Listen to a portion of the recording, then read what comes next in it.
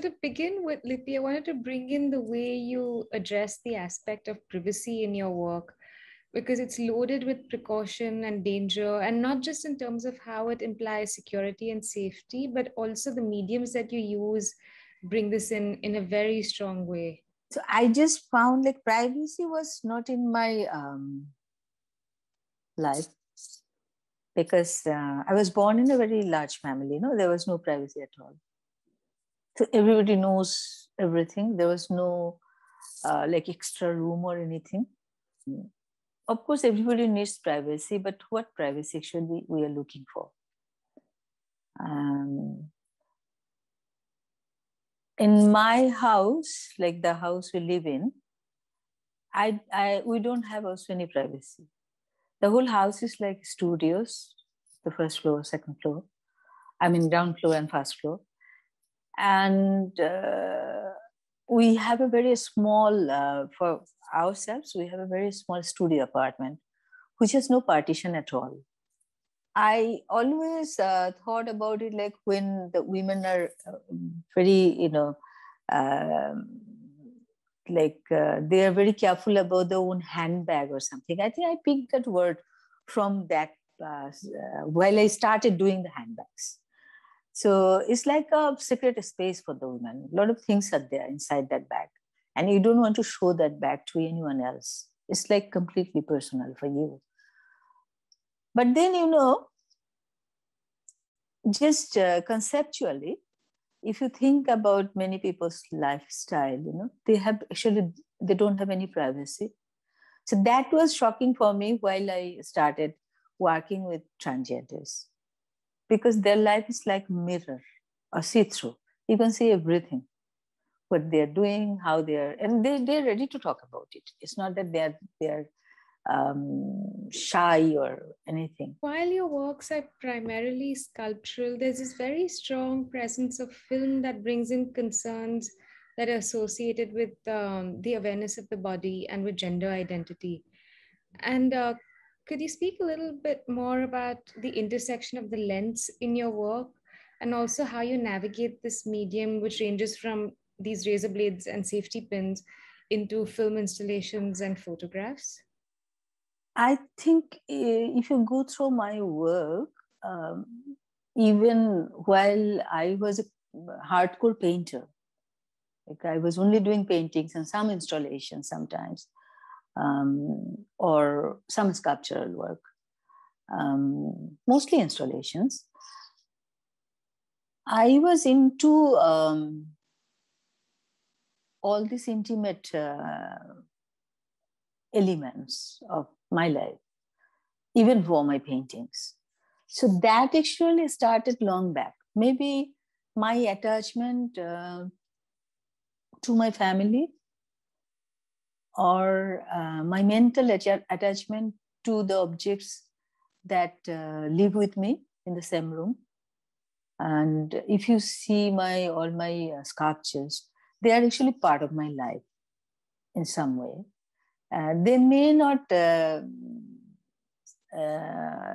like exist in my room, but there are a lot of things that I dreamed, that I thought about to associate with my own life. Perhaps that didn't work, but they were always in my mind or in my heart.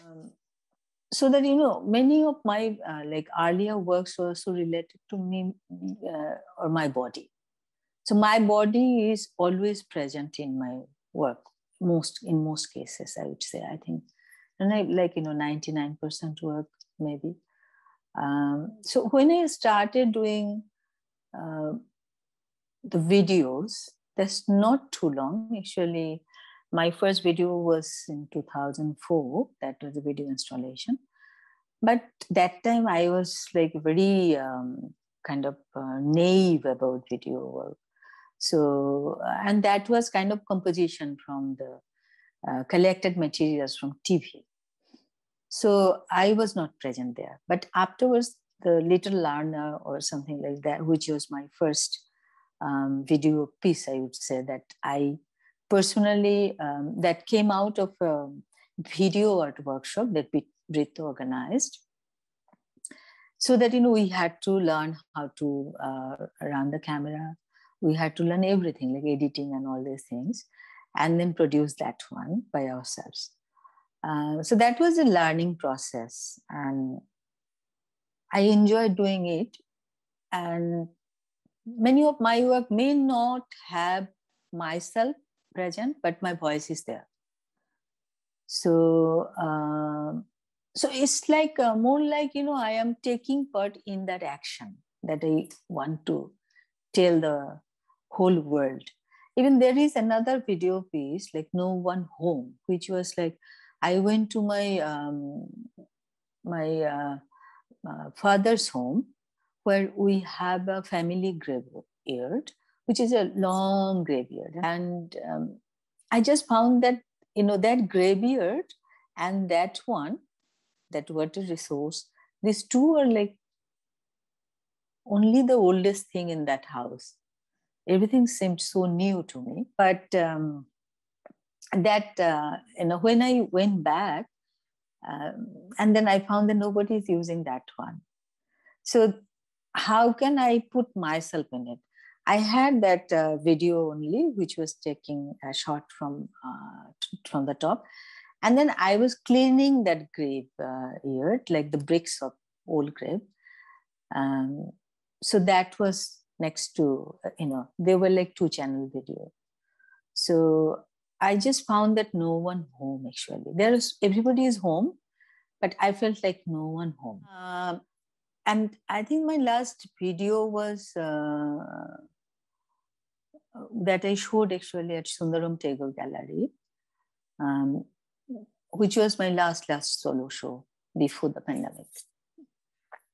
The exhibition was titled "This Is What I Looked Like." So that was my last video, which actually kind of taken, that was also 2-channel video. The old one was taken 20 years ago, while I was very young. The lifestyle, everything you can find from that one, from that time. How a young couple is like struggling, you can see from the atmosphere. So that was after 20 years, I tried to kind of imitate the whole gesture. I could not move after 20 years. I could not move my body in the same way. So, that this is what I looked like that is a very important kind of video for me. There was also a series of photographs that was captured by Mahbub again. And they are from around like 15 years back or 20 years back, something like, that time. And then I tried to wear similar kind of dresses and post. It was really, really difficult, really difficult. But both the photographs were shown on the backlit boxes, small backlit boxes, thin boxes, and they were like next to each other. So there were 5 photos I selected, and from that time, and 5 photos from this time. That was also there. I mean, you've spoken about this idea of gender positioning and how it's such a major aspect in your work, but also the way you have been reflecting on self-identity, location, womanhood, which you, like you just said, you confront in different ways. And sometimes by what you do is you place yourself in the work, but also sometimes it brings in childhood memories and this societal pressure. And I'm sort of circling back to where we started with Little Learner, where it's very evident that there are these pressures being put on a girl child, where she's trying to learn these 2 languages at the same time. And was that something that stemmed from a personal experience? And is it something that you're going back to in terms of a reflection of change that needs to take place at that stage to arrive at a different kind of growing up, perhaps? I have seen a lot of settled marriage in my family. And every time I found that they were asking like, can you recite Quran? Can you sing? Something like that. So in our family, it was much better. But I know from many families that was, really, really annoying, that they would see your hair, they would ask you to walk, and they would ask you what kind of food you can cook or something. Of course, you have to like recite a surah or something like that. So I have seen all these things in my life, and I found like a lot of people were like, especially when you were a girl child, you have to, there is no way that you can escape this. You have to learn Quran. Whether you understand, whether you realize what you are learning, because it's more like, you are a parrot, you are just copying, you are just saying what the Maulana is saying. Or you are just kind of memorizing the whole thing without knowing the meaning of the thing, because this is all in Arabic, and most of the people don't know the meaning of those things.